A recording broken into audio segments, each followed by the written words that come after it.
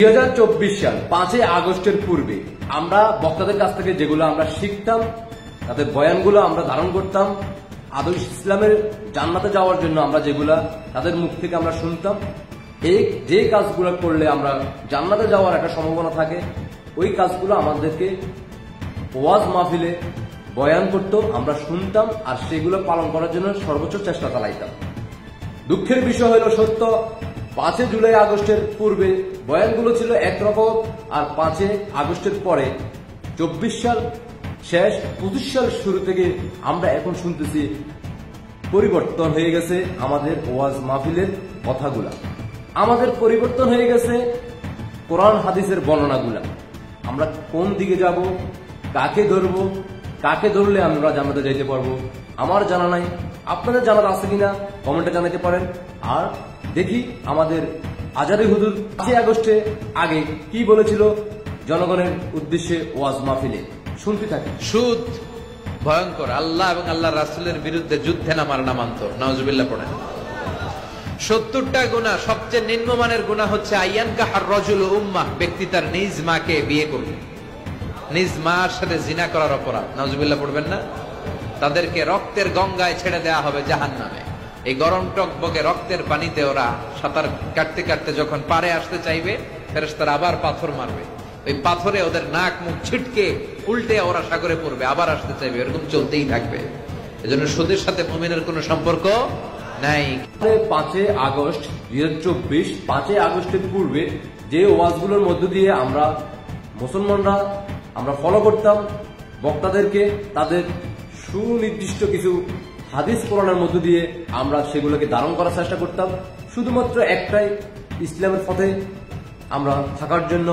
5 আগস্টের আগে আমাদের ওয়াজ মাহফিলে যে সকল হুজুররা আমাদেরকে বয়ান করত, আমরা তাদেরকে বিশ্বাস করতাম, তাদের বয়ানের মাধ্যমে, তাদের আহ্বানে আমরা বাংলাদেশের সাধারণ মুসলিম জনপ্রিয় মানুষগুলো তাদেরকে ভালোবেসে যেতাম আর তাদেরকে অনুসরণ করতাম, কোন পথে যাইলে আমি জান্নাতের দিকে যাইতে পারবো।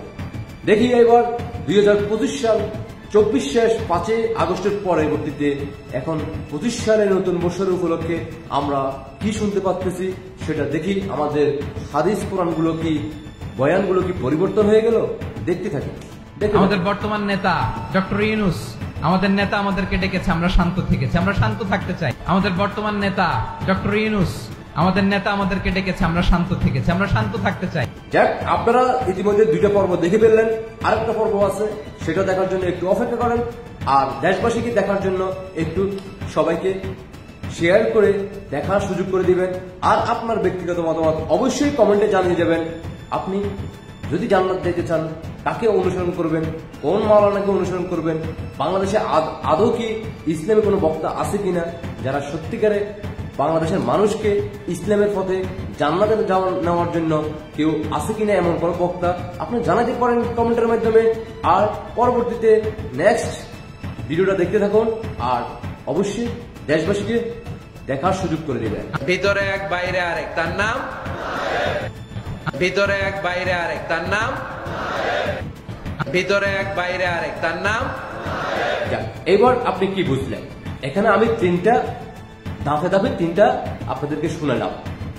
5 আগস্টের আগে, 5 আগস্টের পরে আর 2025 সালে নতুন বছর উপলক্ষে। এইবার আপনার সিদ্ধান্ত, আপনি কি করবেন। যদি আপনি সত্যিকারের মুসলমান হয়ে থাকেন, যদি আপনি সত্যিকারে আল্লাহ রাসূলকে ভালোবেসে থাকেন, যদি আপনি সত্যিকারে পরকালের দুনিয়াতে জান্নাতে যাওয়ার ইচ্ছা থাকে, তাহলে আপনি নিজে সিদ্ধান্ত নিতে হবে বাংলাদেশে আদৌ কি আছে কোন ইসলামী সংগঠন যারা সত্যিকারে ইসলামকে নিয়ে কাজ করবে, যারা সত্যিকারে ইসলামের পথ দেখাবে সঠিক পথে, যেখানে থাকবে না কোনো পিছনে কোনো তাদের উদ্দেশ্য। আশা করি বুঝতে পারছেন। আর আমি এটা কোনো নিজে বানিয়ে বলি নাই, হুজুরই বলছে, তা আপনাদের সামনে তুলে ধরলাম। সিদ্ধান্ত আপনার, আপনি কাকে ভালোবাসবেন, কোন দিকে যাবেন, কাকে অনুসরণ করবেন, একান্ত ব্যক্তিগত আপনার সিদ্ধান্ত। আশা করি আপনারা বুঝতে পারছেন। সবাইকে অসংখ্য ধন্যবাদ। আর অবশ্যই দেশবাসীকে দ্রুত শেয়ার করে দেখার সুযোগ করে দিবেন। আপনার ব্যক্তিগত মতামত অবশ্যই কমেন্টে জানিয়ে যাবেন। আল্লাহ হাফেজ, সবাই ভালো থাকবেন। পরবর্তী ভিডিও আসা পর্যন্ত অপেক্ষায় থাকুন। জয় বাংলা, জয় বঙ্গবন্ধু, জয় শেখ হাসিনা, শেখ হাসিনাতে আস্থা, ফিরে আসবে মাননীয় প্রধানমন্ত্রী শেখ হাসিনা শীঘ্রই। আল্লাহ হাফেজ।